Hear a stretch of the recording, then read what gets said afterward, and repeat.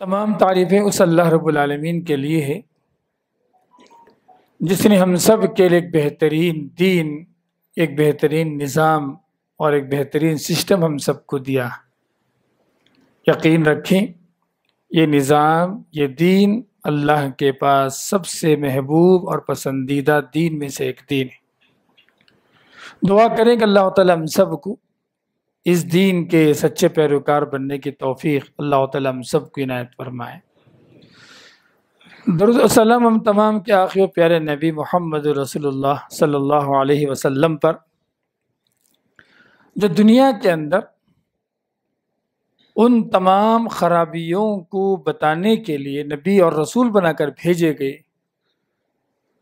جو خرابیاں انسان کو بربادی کی طرف، ہلاکت کی طرف، خوشی سے، سکون سے ہٹا کر بے چینی اور اضطراب کی طرف پہنچانے والی ہے، اللہ کے رسول صلی اللہ علیہ وسلم نے ان تمام باتوں سے امت کو آگاہ فرمایا۔ دعا کرے کہ اللہ تعالیٰ ہم سب کو رسول اللہ صلی اللہ علیہ وسلم کی سنتوں پر عمل کی توفیق عنایت فرمائے۔ اللہ کی رحمتیں اور برکتیں اللہ کے ان نیک بندوں پر جو ایمان لے آئے، عمل کیا، صحابہ کرام میں سے، تابعین میں سے، تبع تابعین میں سے، اللہ کے نیک بندوں میں سے۔ حضرات و خواتین، اسلام ایک بہت پیارا دین ہے، اور اسلام کی سب سے بڑی خوبی یہ ہے، یہ دین اللہ تعالیٰ نے اپنی طرف سے نازل فرمایا۔ اِنَّا أَنزَلْنَا إِلَيْكَ الْكِتَابَ بِالْحَقِّ، ہم نے حق کے ساتھ اس کتاب کو تم پر اتارا۔ تو یہ جو قرآن، یہ جو دین ہے، یہ جو قرآن ہے، یہ جو اسلام ہے، یہ اللہ کی طرف سے نازل کردہ دین ہے۔ تو اس کے تمام تعلیمات، اس کے تمام احکامات کی خوبی یہ ہے، اس میں کوئی عیب نہیں ہے، اس میں کوئی نقص نہیں ہے، اس کے فالوور کے لیے کوئی پریشانی نہیں ہو سکتی۔ اس دین کی یہی خوبی، سبحان اللہ۔ اس لحاظ سے اسلام نے مالیات کے، فائنانشیلی بھی اسلام نے بہت سارے احکامات اسلام نے بیان فرمایا کہ تجارت کرے تو کیسا کریں، کاروبار کرے تو کیسا کریں۔ اس لیے اسلام کے اندر دھوکے والی تجارت، اور جو ہے اسی طریقے سے جہالت والی تجارت، یا اسی طریقے سے جو تجارت جو موہوم ہو، اس میں کوئی واضح اس کے ناپ، اس کی قیمت، جو ہے اس کی کوالٹی نہیں معلوم ہو، ایسی تمام تجارتوں سے اسلام جو منع کرتا ہے۔ اسی طریقے سے اسلام کی تجارت کی خوبیوں میں سے خوبی یہ ہے کہ اسلام مکمل سودی نظام سے ہٹ کر اسلامی تجارت کا، بزنس کا جو ہے نظام دیتا ہے، تعلیم دیتا ہے۔ اسلام کی خوبی میں سے خوبی کیوں؟ اسلام آنے سے پہلے لوگ قرض میں ڈوبے ہوئے تھے، سود میں ڈوبے ہوئے تھے۔ نبی کریم صلی اللہ علیہ وسلم کا وہ آخری خطبہ جو انٹرنیشنل خطبہ تھا، اللہ کے رسول صلی اللہ علیہ وسلم نے حج کے موقع پر 10 تاریخ کے دن عرفات کے میدان میں، 9 ذی الحجہ کے دن عرفات کے میدان میں تمام لوگوں کے ساتھ جو خطبہ دیا تھا، اس میں ایک بڑی اہم بات یہ بیان فرمایا جاہلیت کے تمام طرح کے سود میں اکارت قرار دیتا ہوں، بیکار اور کینسل کرتا ہوں، اور کہا کہ عباس ابن عبد المطلب کا سود میرے خاندان والوں میں سب سے پہلے میں معاف کرتا ہوں۔ اللہ کے رسول صلی اللہ علیہ وسلم نے اس آخری خطبے میں سود کی قباحت کو بیان فرمایا، اور اپنے ہی گھر سے اللہ کے رسول صلی اللہ علیہ وسلم نے اس کو مٹانے کی کوشش شروع فرمائی۔ تو یہ چلتا، تو بتانا چاہتا ہوں کہ جو آج کا خطبے کا جو موضوع ہے کہ EMI کا فتنہ، موجودہ زمانے میں نوجوان ہو، اسی طریقے سے بزنس مین ہو، گھریلو خواتین ہو، یا جو اسکول میں پڑھنے والے اسٹوڈنٹ ہو، اکثر یہ دیکھا گیا، یہ باتیں سنی گئی کہ وہ EMI کے چکر میں پڑے ہوئے ہیں۔ EMI ہوتا کیا ہے؟ ایکویٹڈ جو منتھلی انسٹالمنٹ، مساوی ماہانہ اقساط کو کہا جاتا ہے۔ کوئی بھی چیز آپ قسطوں میں ماہانہ ایکول مساوی قسطوں میں آپ لیں، برابر میں۔ اگر 10 لاکھ کی چیز ہے، آپ ماہانہ 1 لاکھ کے حساب سے خریدیں، آپ برابر قسطوں کے اندر خریدیں، اسی کو جو ہے EMI کہا جاتا ہے۔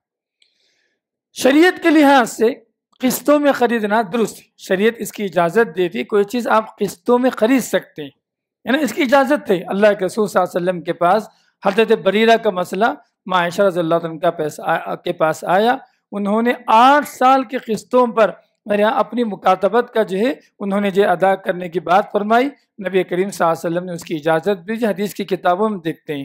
تو علماء اکرام نے کہا ہے کہ قسطوں میں کوئی چیز خریدنا ہو تو وہ آپ خرید سکتے ہیں شریعت کے لحاظ، لیکن اس کا یہ مطلب نہیں کہ آدمی آپے سے باہر ہو جائے۔ ای ایم اے کے نقصانات پہ اگر غور کریں، اگر آپ ای ایم اے کے نقصانات پہ اگر غور کریں، آپ سب سے پہلے آدمی اپنی بجٹ کے باہر کام کرنا شروع کر دیا، اپنے بجٹ کے بغیر سوچنا شروع کر دیا۔ آمدنی اتنی نہیں جتنا وہ ای ایم اے لے رہا۔ ای ایم اے کے چکر میں کتنے لوگ قرض میں پڑ گئے، کتنے لوگ نقصان میں پڑ گئے، کتنے لوگ ہلاکت میں پڑ گئے، آج یہ معمولی بات ہو گئی۔ تو بہرحال ای ایم اے کے سب سے جو خرابی نمبر 1، جو سب سے پہلی بات کیا ہے، اسلام قرض کو پروموٹ نہیں کرتا۔ اجازت الگ مسئلہ ہے کہ قسطوں میں خرید لے کبھی آپ، وہ مسئلہ الگ، لیکن شریعت میں مطلب آپ قرض کو پروموٹ نہیں کیا گیا۔ آپ قرض لے کر کاروبار کریں، قرض لے کر بزنس کریں، قرض لے کر قرآن کریں۔ نبی کریم صلی اللہ علیہ وسلم کی دعائیں اور عمل یہ بتاتا ہے کہ اللہ کے رسول صلی اللہ علیہ وسلم ہمیشہ قرض سے دور بھاگا کرتے تھے، قرض سے پناہ مانگا کرتے تھے۔ دن کے 5 وقت کی نماز میں، نماز ہی کے اندر تشہد کے آخری دعاؤں میں اللہ کے رسول صلی اللہ علیہ وسلم اللہم انی اعوذ بک من المأثم والمغرم، اے اللہ میں تجھ سے جو گناہ سے اور میں تجھ سے قرض سے پناہ مانگتا ہوں۔ صحابہ کرام نے دیکھا کہ نبی کریم صلی اللہ علیہ وسلم بہت زیادہ قرض سے پناہ مانگتے، تو پوچھنے والے نے پوچھ بھی لیا، اللہ کے رسول صلی اللہ علیہ وسلم آپ اتنا زیادہ قرض سے کیوں پناہ مانگ رہے ہیں؟ آپ قرض سے جو ہے تعوذ کیوں کر رہے ہیں آپ؟ تو اللہ کے رسول نے کیا فرمایا؟ بہت بڑی بات بیان فرمایا جو میں آپ کو سکھانا چاہتا ہوں ای ایم اے کے فتنے کے تعلق سے، سمجھیں آپ اس حدیث کی روشنی میں۔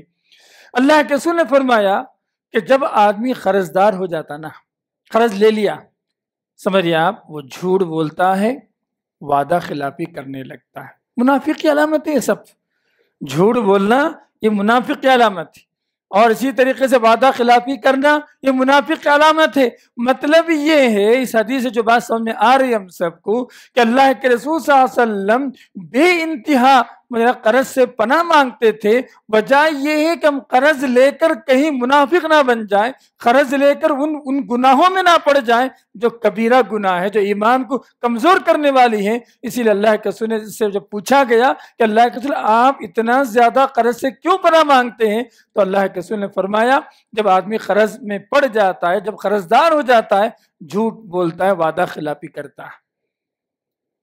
تو شریعت یاد رکھیے آپ قرض کو پروموٹ نہیں کرتا۔ ایک حدیث سنا، اللہ کے رسول صلی اللہ علیہ وسلم نے کہا ایک آدمی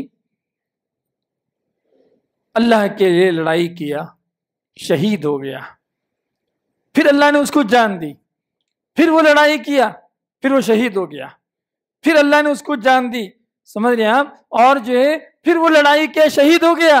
اللہ کے رسول صلی اللہ علیہ وسلم فرماتے ہیں اگر ایسا 3 مرتبہ شہادت کا درجہ پانے والا آدمی پر قرض ہو، یقین رکھیں کہ وہ اس وقت تک جنت میں نہیں جا سکتا جب تک کہ اس کی قرض کی ادائیگی نہ ہو۔ قرض کا یہ شہادت کا مرتبہ کہاں ہے؟ سبحان اللہ، شہید کا درجہ کہاں ہے؟ قوم کا ہیرو ہوتا ہے شہید۔ اللہ کے رسول صلی اللہ علیہ وسلم نے قرض کے معاملے میں، سمجھ رہے ہیں آپ، جب اس کا معاملہ پیچھے پڑ گیا تو اللہ کے رسول نے فرمایا کہ اس کی جنت میں، اس کا جنت میں جانے کا جو مسئلہ ہے وہ موقوف رہے گا، پینڈنگ رہے گا۔ سبحان اللہ، کتنی عجیب، کتنی پیاری تعلیمات شریعت کی جو قرض کو پروموٹ نہیں کرتا۔ اب قرض لے کر شادی کریں، قرض لے کر جو گاڑیاں خریدیں، قرض لے کر جو شو پٹ اپ کریں، قرض لے کر جو گھر بنائیں، فلاں کام کریں، شریعت ان تمام کی تعلیم نہیں دیتی، اس کو پروموٹ نہیں کرتا، شریعت پروموٹ نہیں کرتی۔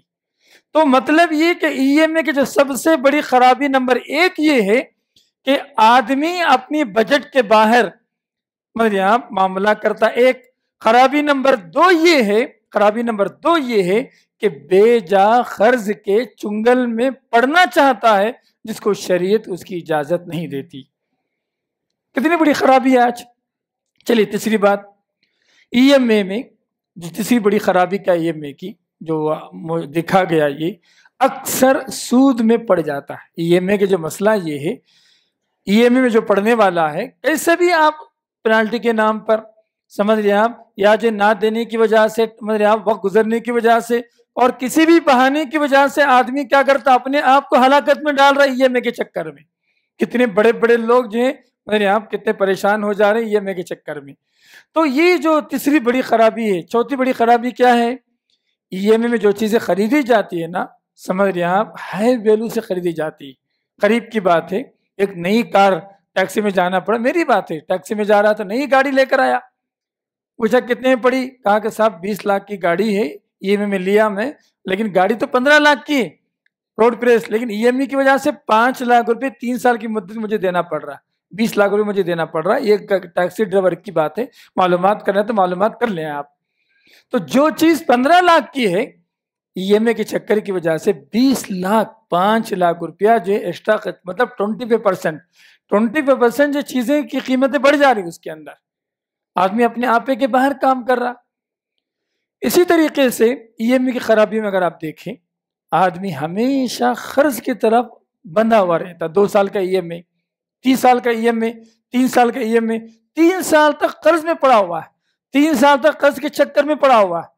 اور اسی طریقے سے کہتے ہیں جو چیز ای ایم آئی میں خریدی جاتی ہے، پانچویں خرابی ای ایم آئی کی یہ ہے کہ جو چیز ای ایم آئی میں خریدی جاتی ہے اکثر، سمجھ رہے ہیں آپ، کہ وہ چیزیں 3 سال کے بعد، 2 سال کے بعد اس کا ویلو بہت گھٹ جاتا ہے۔ جو 20 لاکھ کی گاڑی کے بعد بتایا میں نے آپ کو، 3 سال کا اگر وہ بیچتے گیا، کیا ہوگا اس کا؟ 10 لاکھ 5 لاکھ پتہ نہیں، میں نے 25% آیا، 30% آیا، تو 70% اس کا گراف اتر جائے گا۔ تو بہرحال اس طریقے سے اہل علم نے ای ایم آئی کی اتنی ساری خرابیاں بیان کی ہیں جو شریعت کے خلاف جا رہی ہیں۔ اسی طریقے سے ای ایم آئی کے فتنے میں ایک نیا فتنہ کیا ہے؟ کریڈٹ کارڈ کا فتنہ۔ اسی میں سے اب لوگ کیا کریں، کریڈٹ کارڈ بینک والا دے رہا، ٹھیک ہے، ہم کیا کریں گے، کریڈٹ سے جو ہے سامان خریدیں گے، موبائل خریدیں گے، نوجوان بچہ آئی فون خرید لیں، گاڑیاں خرید لیں، اسی طریقے سے پتہ نہیں کن کن چیزوں میں پڑے ہوئے ہیں۔ تو سب سے پہلی بات یہ، کریڈٹ کارڈ خریدنا یا کریڈٹ کارڈ کا استعمال کرنا یا ایکٹیو کریڈٹ کارڈ رکھنا ہی صحیح نہیں شریعت کے لحاظ سے۔ کیوں؟ اس لیے کہ ماہانہ سود کے معاملے میں ایئرلی آپ فیس ادا کرتے ہیں۔ جو بھی کریڈٹ کارڈ رکھے، آپ استعمال نہیں کر رہے ہیں، آپ خالی کریڈٹ کارڈ آپ کے پاس، تب بھی آپ کو کیا کرنا پڑتا، کریڈٹ کارڈ، کیونکہ یہ سودی معاملات کے جو ہے ذریعے کام کرتا ہے یہ، تو آپ سالانہ بینک کو میرے آپ فلاں اماؤنٹ آپ کو دینا ہی دینا پڑتا۔ Point number 1۔ Point number 2، credit card میں جو لوگ بھی پھنسے، یقین رکھیے آپ، سمجھ رہے ہیں کسی نہ کسی طریقے سے انسان کو سود کی طرف لے جا رہا ہے، جس کے خلاف اللہ اس کے رسول صلی اللہ علیہ وسلم نے جنگ کا اعلان کیا۔ تو بتانا چاہتا ہوں، موجودہ مالی نظام میں، موجودہ فائنینشل نظام میں تھوڑا تھوڑا کر کے ہم تمام کو سود کی طرف، قرض کی طرف، سمجھ آپ، اسی طریقے سے لالچ کی طرف، اسی طریقے سے جو چیزیں جس کی خواہشات ضرورت نہیں ہم کو، ان تمام چیزیں خریدنے کی طرف ہم جو آگے بڑھ رہے ہیں۔ ابھی قریب ایک سروے آیا کہ ماشاءاللہ لوگوں کی آمدنی بڑھ گئی، سمجھ رہے ہیں آپ، لیکن لوگوں کی لگژری چیزیں بڑھ گئی، لوگوں کے جو زندگی گزارنے کا جو طریقہ اور جو بڑھ گیا، مطلب لوگ اچھی گاڑی رکھ رہے ہیں، موبائل فون رکھ رہے ہیں، سمجھ رہے ہیں آپ، اسے اچھے کپڑے پہن رہے ہیں، فلاں کر رہے ہیں، لیکن ان کے اوپر کا جو قرض ہے، ان کی جو آدمی کے اوپر جو مہنگائی ہے، یقین رکھیے اس لحاظ سے انسان اور سماج نیچے اترتا جا رہا ہے آج کل۔ تو یقین رکھیے اسلام کے خلاف جو بھی نظام ہوگا اس میں فائدہ نہیں، اسلام کے خلاف جو بھی سمجھ رہے آپ معاملات ہوں گے، فائنینشیل معاملات ہوں گے، اللہ تعالیٰ نے اس میں برکت نہیں رکھی ہے آپ کو۔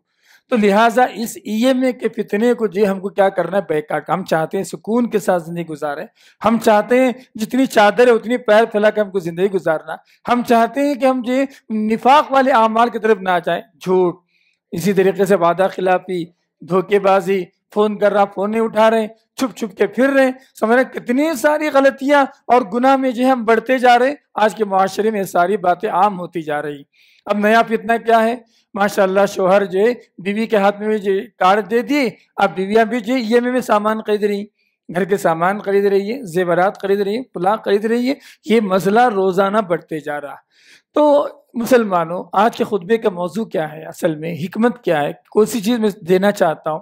3 اہم نصیحتیں ہیں آج کے خطبے کے اندر جو ہم کو اپنی عملی زندگی میں ہم کو لانا۔ سب سے پہلی بات یہ ہم وہ کام نہ کریں جس سے ہمارا ایمان کمزور پڑ جائے، ہم منافق بن جائیں، ہم جو ہے وعدہ خلافی کر کے اللہ تعالیٰ کی ناراضگی والے کام میں ہم پڑ جائیں، ہرگز نہ پڑیں۔ اللہ کے رسول صلی اللہ علیہ وسلم جب پوچھا گیا کہ آپ بار بار اتنی زیادہ قرض سے کیوں پناہ مانگتے ہیں، تو اللہ کے رسول صلی اللہ علیہ وسلم نے کیا کہا؟ یہ کہا کہ جب آدمی قرض دار ہوتا ہے، آدمی جھوٹ بولتا ہے، وعدہ خلافی کرتا ہے۔ بخاری کی حدیث ہے یہ، سبحان اللہ۔ اس میں بڑی نصیحت یہ کہ ہم ایسا کام نہ کریں جس سے ہمارا ایمان کمزور ہو جائے، ہم مومن سے منافق والے اعمال میں چلے جائیں، ایسا کام نہ کریں۔ یہ پہلی نصیحت ہے جو EMA کے فتنے کے تعلق سے ہم کو روکنا ہے۔ نمبر 2، دوسری بڑی اہم نصیحت ہے آج کے خطبے کی، قرض میں لین دین کرنا، سمجھ رہی ہیں آپ، یہ کوئی شریعت کے لحاظ سے ابھارا ہوا عمل نہیں، ترغیبی کام نہیں کہ آدمی قرض لے کر ہر کام کرے۔ کسی شیخ سے پوچھا گیا، شیخ میرے پاس تو بینک میں پیسے ہیں، پھر بھی میں کیا کرنا چاہتا ہوں، قرض میں سمجھ رہے ہیں آپ چیزیں خریدنا چاہتا ہوں۔ تو شیخ نے کہا کہ قرض لینا اس کے لیے درست ہے جس کو کوئی مجبوری ہو، جس کو کوئی ضرورت۔ آپ تو ماشاءاللہ اللہ نے آپ کو پیسے دیا ہے تو آپ کیسے خرید سکتے ہیں؟ انہوں نے الٹا سوال کیا ان سے۔ تو لہٰذا یہ جو تربیت ہے ہماری کہ ہم قرض کے بغیر زندگی گزاریں گے، جتنی چادر ہے اتنا پہل، کیا فائدہ اس کا؟ ہمارے اندر حرص کی بیماری نہیں آئے گی، لالچ کی بیماری نہیں آئے گی، ہم ریئلٹی لائف، ریئل لائف جی رہے ہیں۔ اکثر کیا ہے، شو پٹپ کے لوگ زندگی گزار رہے ہیں، سمجھ رہے ہیں آپ، بڑی بڑی گاڑیاں ہیں، پلائیں، اتنا سارا قرض لے کے پھر رہے ہیں، نعوذ باللہ من ذالک، نعوذ باللہ من ذالک۔ تو یہ جو خرابی ہے نا، یہ نہیں آنا چاہ رہے زندگی میں، تو ہم کیا کریں، قرض کو مکمل اوائڈ کریں۔ ضرورت پڑی تھوڑا لے لیے، 5,000 جو بھی لینا آپ لیے، 2 دن 3 دن 1 ہفتے میں ختم کر دی، بات ختم ہو گئی۔ یہ جو لمبا جو چل رہا ہے 3 سال کا 5 سال کا، یہ چیزیں ہمارے لائف اسٹائل کو، زندگی کے سلیقے کو خراب کر رہی ہے۔ ہم آٹومیٹیکلی سود کے جال میں، قرض کے جال میں پھنستے جا رہے ہیں۔ یہ دوسری بڑی خرابی ہے جو میں یہ بتانا چاہ رہا تھا۔ نصیحت کیا ہم کو، ہم قرض میں نہیں پڑنا۔ جتنے جیب میں پیسے ہیں نا، اڈلی کھانے کے پیسے تو اڈلی کھائیں، میرے یہاں مندی کھانے کے پیسے تو مندی کھائیں، ہیں پیسے اڈلی کھانے کے اور خواہش ہماری مندی کھانے کی، تو سوچیے آپ زندگی کیا ہوگا۔ یہ سمجھنے والی بات ہے، اس کو جو ہے یاد رکھنے والی بات ہے۔ تیسری بڑی اہم نصیحت یہ ہے، جتنی بڑی کمپنیاں ہیں جو EMA کے کارڈ پرووائڈ کرتی ہیں آپ کو، سمجھ رہے ہیں آپ، یا اسی طریقے سے کریڈٹ کارڈ آپ کو پرووائڈ کرتی ہیں، ان تمام کا اصل موٹیو کیا ہے؟ سمجھ رہے ہیں آپ، پیسے نکالنا، اور سب سے آسان طریقہ کے پیسے نکالنے کا سود میں نکالنا۔ انٹرسٹ بیس ہی جو ہے سب سے آسان تجارت، یہ پروموٹ کر رہے ہیں ہم۔ EMA میں ہو، کریڈٹ کارڈ کا مسئلہ ہو، ہم سودی کمپنیوں کو پروموٹ کر رہے ہیں، سودی معاملات کو ہم آگے بڑھا رہے ہیں، جو شریعت اس کو کبھی ساتھ نہیں دیتی، جس کے خلاف اللہ اس کے رسول صلی اللہ علیہ وسلم نے جنگ لڑنے کا اعلان کیا تھا۔ تو لہٰذا ہم ایسا کوئی کام نہ کریں جس سے مدری ہم اللہ تعالیٰ کی ناراضگی، اسلامی نظام پر لوگ انگلی اٹھائیں، ایسا کوئی کام نہ کریں۔ لہٰذا یہ جو EMA کا جو فتنہ تھا میں نے آپ کے سامنے رکھا، اس سے بہت ساری معاشرتی خرابیاں پیدا ہو رہی ہیں۔ EMA کے فتنے کے ذریعے سے ہمارے اندر جو اخلاقی خرابیاں، میرے آپ ایمان کی کمزوری وغیرہ پیدا ہو رہی ہے۔ اسی EMA کے فتنوں کے ذریعے سے ہمارے معاشی نظام اور ہمارے مالیاتی نظام خراب ہو رہا ہے، ہمارے فائنینشیل جو ہے بیلنس ہم جو آؤٹ ہو رہا ہے۔ اسی طریقے سے سودی کمپنیاں، حرام طریقے سے کمانے والی کمپنیوں کو ہم پروموٹ کرنے میں ان کے ساجھیدار بن رہے ہیں۔ یہ سب وہ خرابیاں ہیں جو EMA کے ذریعے سے جو ہے ہم تک ہو رہا ہے۔ تو لہٰذا خاص طور پر نوجوانوں سے میری گزارش ہے کہ آپ EMA کے چکر وغیرہ میں نہ پڑیں۔ اور مطلب آپ کتنے بڑے بڑے حادثات، واقعات جو ہے EMA کے چکر میں پڑے ہوئے ہیں۔ اللہ تعالیٰ سے میں دعا کرتا ہوں اللہ تعالیٰ ہم سب کو اسلام کا مالی نظام، اسلام کا جو ہے جو تجارتی نظام ہے اس کو سمجھنے کے اللہ تعالیٰ ہم سب کو نیک توفیق عنایت فرمائے۔ اللہ تعالیٰ سود سے اور اسی طریقے سے گناہ کے کام سے اللہ تعالیٰ ہم سب کی حفاظت فرمائے۔ ربنا آتنا فی الدنیا حسنہ وفی الآخرۃ حسنہ وقنا عذاب النار۔ اقول قولی ھذا استغفر اللہ لی ولکم ولسائر المسلمین وآخر دعوانا الحمد للہ رب العالمین۔ بسم اللہ، الحمد للہ، والصلاۃ والسلام علی رسول اللہ وعلی من والہ، اما بعد۔ شریعت جن باتوں کی تعلیم دیتی ہے اس میں سے ایک اہم تعلیم یہ ہے کہ آدمی حلال طریقے سے کمائے، حلال طریقے سے خرچ کرے۔ اس تعلق سے دو حدیثیں ہیں۔ پہلی حدیث یہ ہے کہ اللہ کے رسول صلی اللہ علیہ وسلم نے ایک مثال بیان فرمائی کہ ایک آدمی سفر پہ جا رہا تھا، بال پراگندہ تھے، چہرے پر دھول اٹی ہوئی تھی، کپڑے میلے کچیلے تھے، مطلب کافی لمبا سفر کر کے آ رہا تھا۔ دعا کر رہا ہے ہاتھ اٹھا کر، یا ربی یا ربی، اے میرے رب تو مجھ پہ رحم کر، اے رب تو میری مدد کر۔ اللہ کے رسول فرماتے ہیں انا یستجاب لہ، اس کی دعا کیسے قبول ہوگی؟ اس کی دعا کیسے قبول ہوگی؟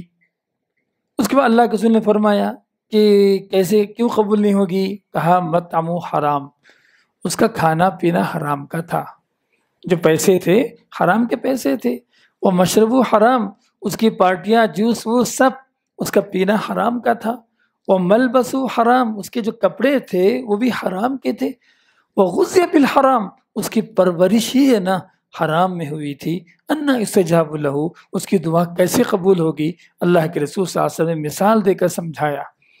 بعض اہل علم نے اس حدیث میں ایک بڑی اہم بات بیان فرمائی، کہا کہ اس حدیث میں، اس واقعے میں 3 ایسی باتیں تھیں جو دعا کی قبولیت کے اسباب میں سے۔ اللہ تعالیٰ ان 3 چیزوں یہ اسباب ہے نا، اللہ دعا قبول کرتا ہے، یہ 3 چیزیں ہونے کے باوجود اللہ تعالیٰ نے اس کی دعا قبول نہیں کی۔ کیا 3 باتیں ہیں؟ سفر میں اللہ تعالیٰ دعا قبول کرتا ہے، مسافر کی دعا، ٹھیک ہے نا۔ نمبر 2، میرے آپ وہ میرے آپ کیا کہتے ہیں، پریشان حال تھا، وہ آدمی جو ہے جنگل میں، سمجھ رہے ہیں، پریشان حال تھا۔ اللہ تعالیٰ امن یجیب المضطر اذا دعا، کون ہے وہ جو پریشان حال کی پکار کی دعا کو سنتا؟ قرآن میں اللہ پوچھتا ہے اللہ، تو کہا کہ مضطر پریشان حال آدمی کا اللہ دعا قبول کرتا، لیکن اس کی دعا قبول نہیں ہو سکی۔ تیسری بات یہ، وہ اللہ سے اصرار کر رہا تھا، اللہ تعالیٰ سے بار بار گڑ گڑا رہا تھا، اللہ تو میری مدد کر، میری مدد کر، اس کے باوجود اللہ تعالیٰ نے اس کی دعا قبول نہیں کی۔ تو سوچیں آپ کہ یہ جو ای ایم اے کا معاملہ ہو، کریڈٹ کارڈ کا مسئلہ ہو، قرض لے کر لوگ ادا نہ کرنے کی صورت میں، سمجھ رہے آپ، چھپ چھپ کے پھر رہے، یہاں وہاں جا کے زندگی گزار رہے ہیں، لوٹ مار کر رہے ہیں، حرام طریقے پہ کس طریقے سے جو پیسہ ایٹنے کے بارے میں پڑے ہوئے ہیں۔ اللہ سے ڈرنے کی ضرورت ہے، سمجھ رہے آپ۔ جب یاد رکھیں حلال کمائی نہیں ہوگی، دعائیں بیکار ہو جائیں گی، اللہ کی مدد سے، اللہ تعالیٰ کی رحمت سے ہم دور ہو جائیں گے۔ یہ اس سے بڑھ کر بدبختی والی بات کیا ہو سکتی ہے کہ ہمارا پروردگار ہم سے دور ہو جائے؟ یہ بہت بڑی بات ہو جائے گی، لہٰذا حلال کمائی کی طرف توجہ دیں۔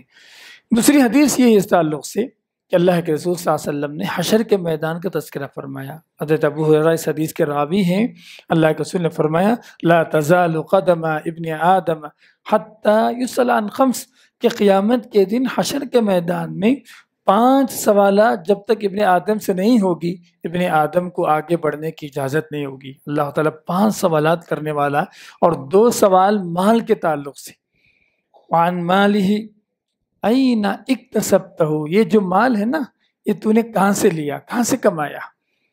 میرے آپ سورس آف انکم کیا تھا؟ یہ جو پیسے، یہ ٹھاٹ باٹ ہے جو کچھ، یہ پہلا سوال ہوگا، ٹھیک ہے۔ وَأَيْنَ أَنفَقْتَهُ، جو پیسے اللہ نے آپ کو دیے ہیں، میرے آپ تم نے آپ تو آؤٹ کم سورسز کیا، تم نے کہاں کہاں خرچ کی اس کو؟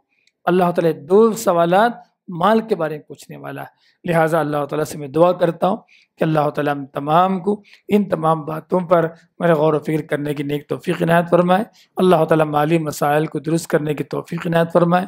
اللہ تعالیٰ جب تک رکھے ایمان اسلام کے ساتھ رکھے، اور جب اٹھا لے ایمان کی حالت میں اٹھا لے۔ ربنا آتنا في الدنيا حسنة وفي الآخرة حسنة وقنا عذاب النار ربنا ظلمنا أنفسنا وإن لم تغفر لنا وترحمنا لنكونن من الخاسرين أعوذ بالله من الشيطان الرجيم إن الله وملائكته يصلون على النبي يا أيها الذين آمنوا صلوا عليه وسلموا تسليما اللهم صل على محمد وعلى آل محمد كما صليت على إبراهيم وعلى آل إبراهيم إنك حميد مجيد اللهم بارك على محمد وعلى آل محمد كما باركت على إبراهيم وعلى آل إبراهيم إنك حميد مجيد عباد الله رحمني ورحمكم الله وأوصيكم وإياي بتقوى الله إن الله يأمر بالعدل والإحسان وإيتاء ذي القربى وينهى عن الفحشاء والمنكر والبغي یعظکم لعلکم تذکرون اذکروا اللہ یذکرکم وادعوہ یستجب لکم ولذکر اللہ تعالی اعلی وعز وجل واتم اکبر.